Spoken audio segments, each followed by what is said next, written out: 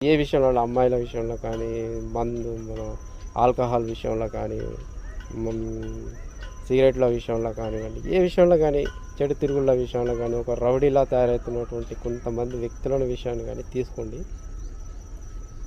ఎదుటి వ్యక్తి చెప్పడం వల్ల తను ఆ మార్గాన్ని ఎంచుకోవడం అనేది జరగదు. తనకు నచ్చినప్పుడు ఎదుటి వ్యక్తి ఏ విషయం చెప్పినా తనకు వ్యతిరేకంగా ఉన్నప్పుడు నచ్చదు. అది మంచి అయినా సరే, చెడైనా సరే.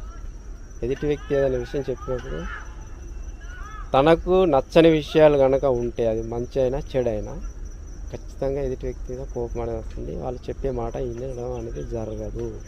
అదే ఎదుటి వ్యక్తి చెప్పిన మాటలు తనకు నచ్చుతున్నాయంటే ఆల్రెడీ తన లోపల అలాంటి ఆలోచనలు, అలాంటి అనుభవించాలనే కోరిక, ఇష్టాలు వాటి మీద ఉండడం వల్ల వాళ్ళు చెప్పే మార్గాన్ని ఎంచుకొని, వాళ్ళు చెప్పిన మార్గంలో నడుచుకొని వాటిని అనుభవించాలనే ప్రయత్నం చేస్తారే తప్ప వాళ్ళ లోపల కొత్తగా నేర్చుకోవడం అనేది జరగదు. ఎదుటి వాళ్ళు చెప్తేనే వాటిని విని ముందుకు నడవడం అనేది జరగదు.